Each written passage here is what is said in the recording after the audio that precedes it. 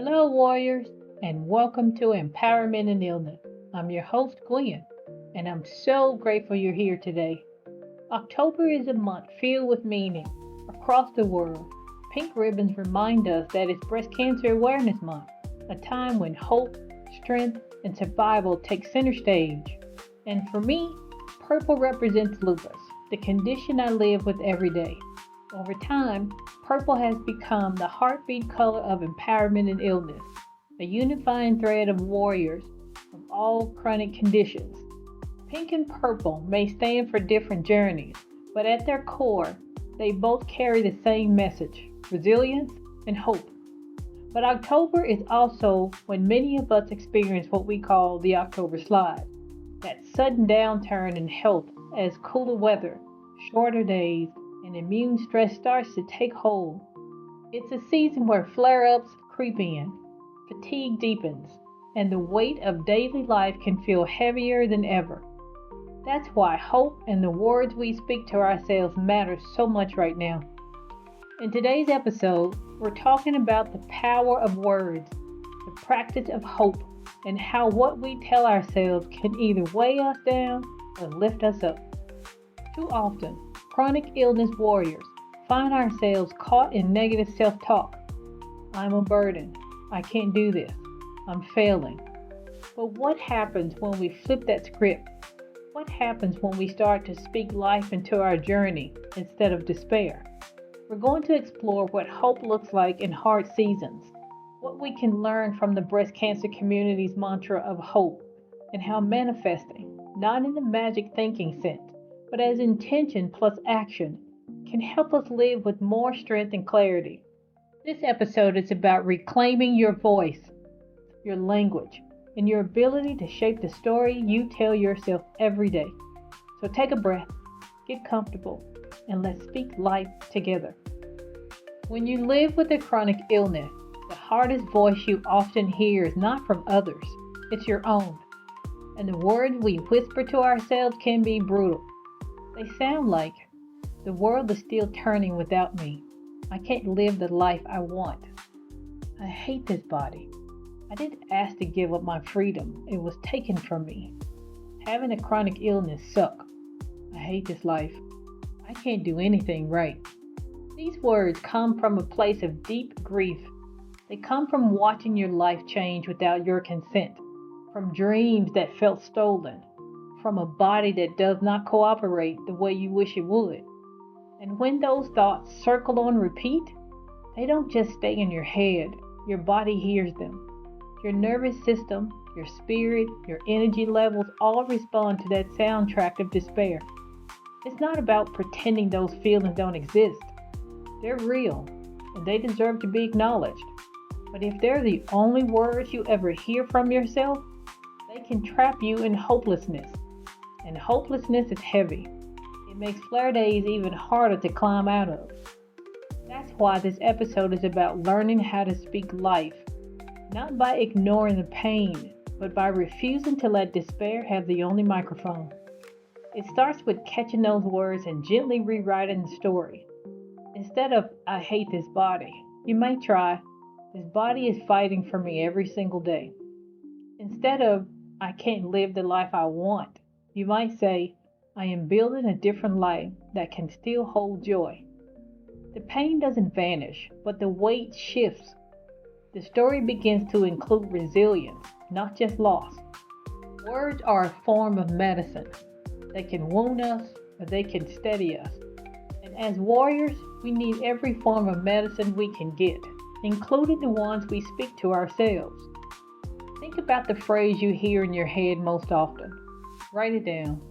Now take a minute to rewrite it with just a hint of hope. You don't need to make it perfect or positive. Just give it another ending. For example, the world is still turning without me becomes, the world is still turning and I am still a part of it. That one small shift can change the way your mind and body carry the day. October is Breast Cancer Awareness Month, and everywhere you turn, you see pink ribbons. They are more than just a symbol. They carry a message of hope, resilience, and survival. For the breast cancer community, Hope is not just a word printed on a t-shirt or written on a sign. It is a lifeline. It is something you hold on to when the road feels endless, when the treatment feels brutal, and when the future feels uncertain. Hope is something we in the chronic illness community need just as much. Whether you live with lupus, fibromyalgia, MS, Crohn's, or any other condition, the fight may look different, but the heartbeat is the same. We are all warriors, navigating a body that doesn't always cooperate. We are all searching for strength when it feels like there's nothing left to give. And we are all carrying scars, some that can be seen and some that are invisible. What I admire about the breast cancer community is how boldly they claim hope. They wear it, they shout it, they celebrate it. It is not a fluffy feel-good mantra. It is survival language. It is looking at the storm and saying, I am still here. And that's a lesson we can take into our own journeys. So what would it look like if we began to treat hope not as fragile feelings, but as a practice? What if we carry it the way the pink ribbon does? A visible reminder that even in pain there is strength, and even in uncertainty there is resilience. So, whatever your color may be, purple, red, or blue, the message is the same. Warriors, we do not survive on medicine alone. We survive on hope, on each other, and on the words we choose to believe.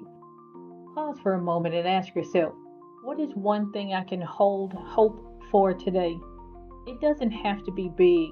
It could be something as small as a good cup of coffee, a gentle walk, or a conversation with someone who understands. Whatever it is, name it, hold it close, and let it remind you that hope is alive in your journey too. When you hear the word manifesting, it may sound like something out of a self-help book or a social media trend. And for many chronic illness warriors, it can feel almost insulting because the truth is, we didn't manifest our illness. We didn't choose this life, and we just can't think it away. But here's where we reclaim the word. Manifesting isn't magic thinking. It's about intention meeting purpose. It's about planting small seeds of change with the words we speak and the actions we choose, even in a body that feels unpredictable. Manifesting in the chronic illness journey starts with intention. Intention is the vision, the why behind what you want. It doesn't need to be grand or lofty. It can be as simple as saying, I want peace today, or I want to manage my energy wisely. That's the starting point. But intention alone isn't enough. Without action, even tiny action, intention just floats. Purpose is what grounds it. Purpose is where intention takes shape and starts to breathe.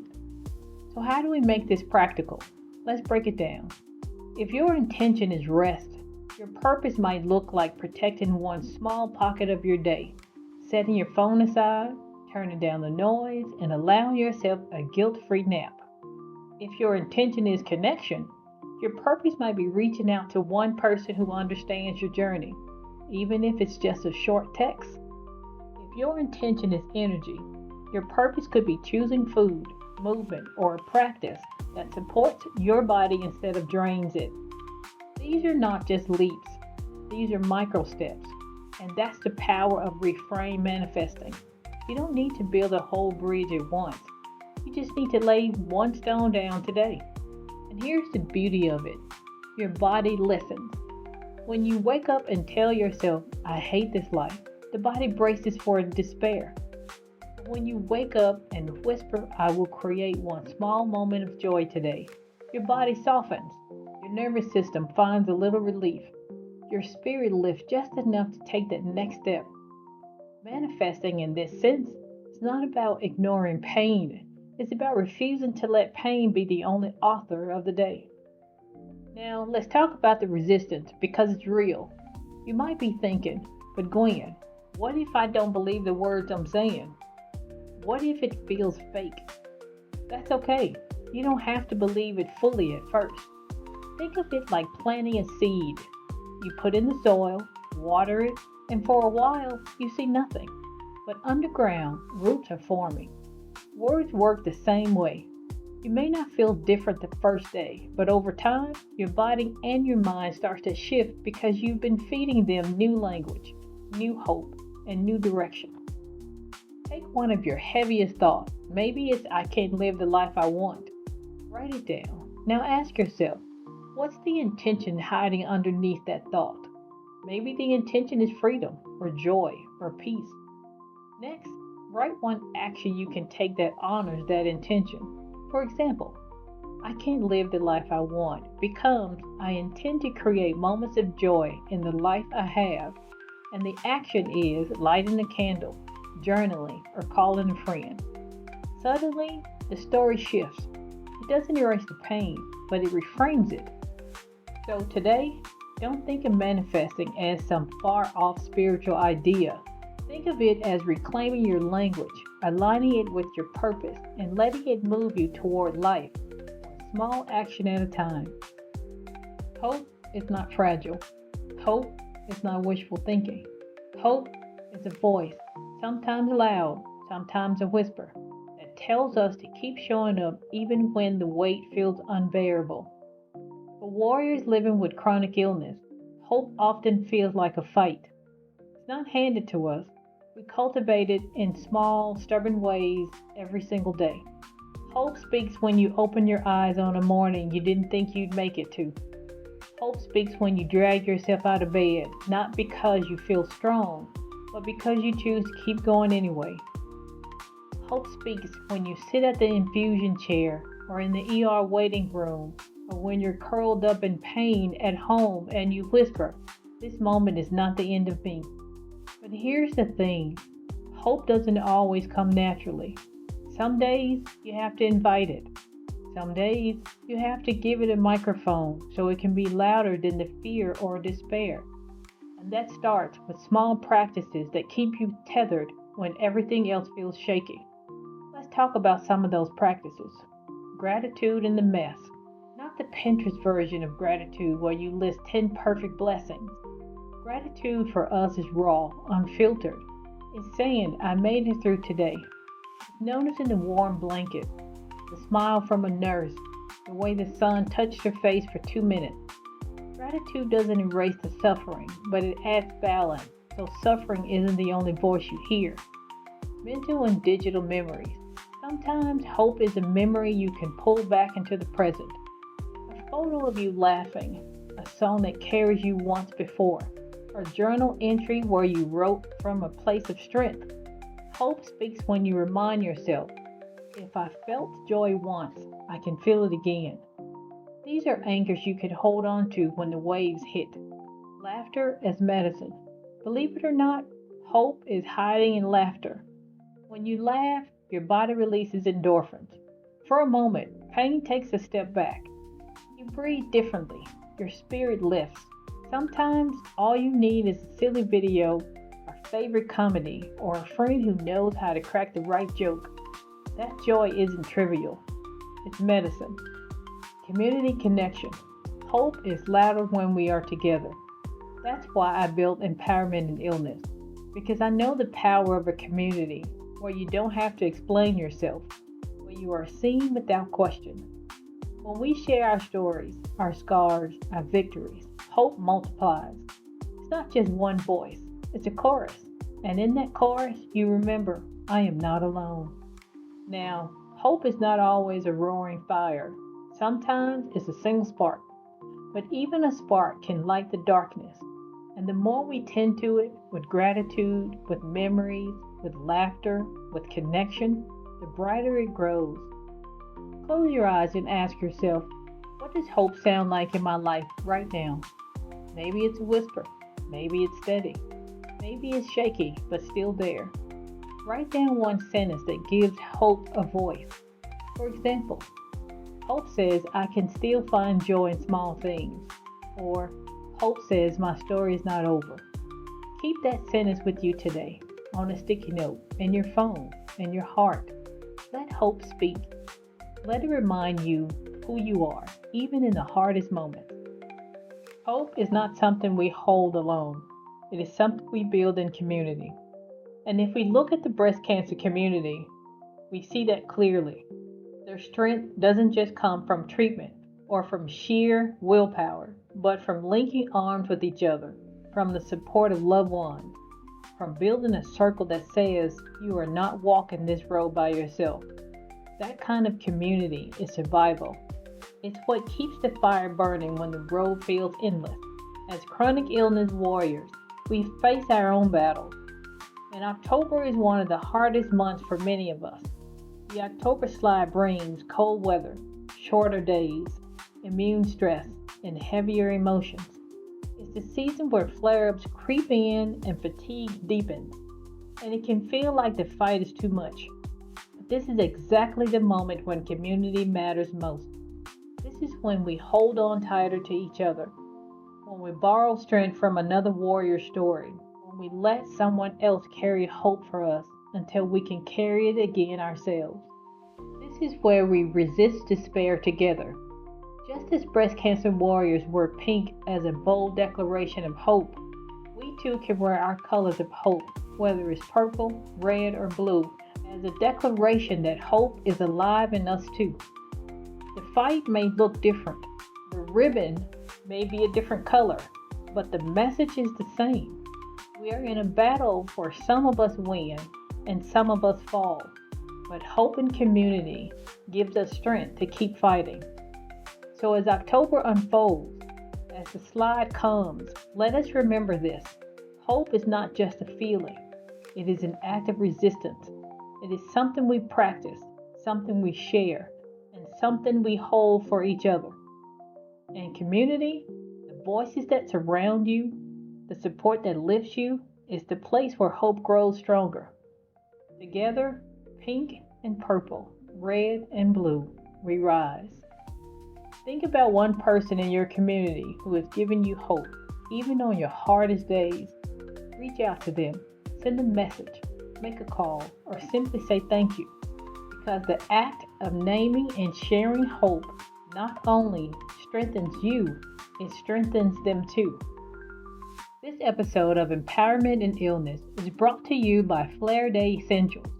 Warriors, we know flare-ups don't wait for the right time, and especially during the October slide, being prepared matters.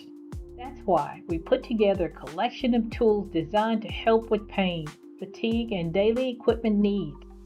From heating pads and compression gloves to journals and comfort items, Flare Day Essentials is here to support you through the storm. You can find the link in my bio or below.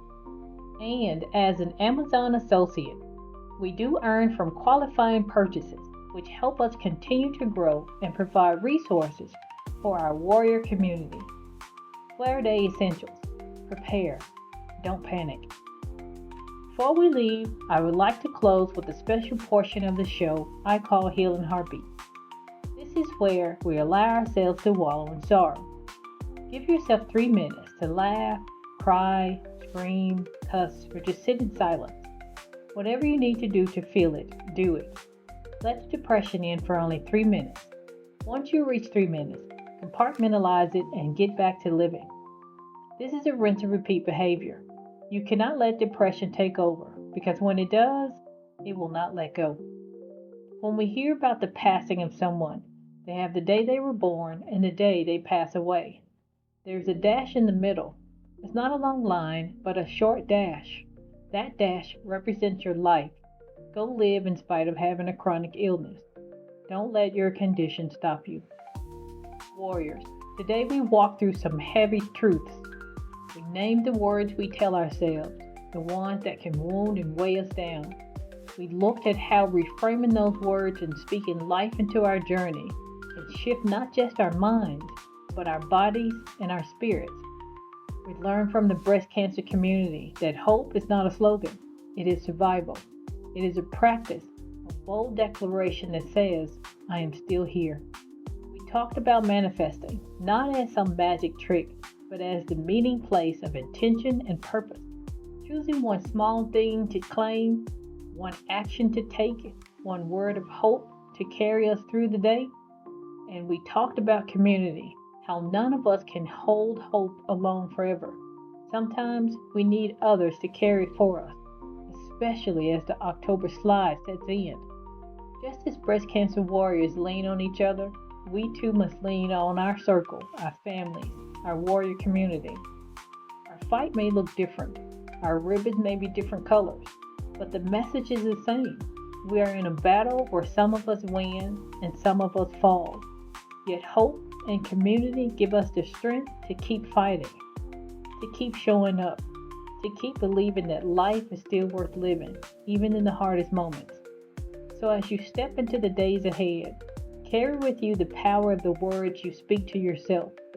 Let hope rise and have a voice in your journey, and know in your heart that you are never walking this road alone. Remember, you have the strength, the heart, and the support to continue your journey. Be safe.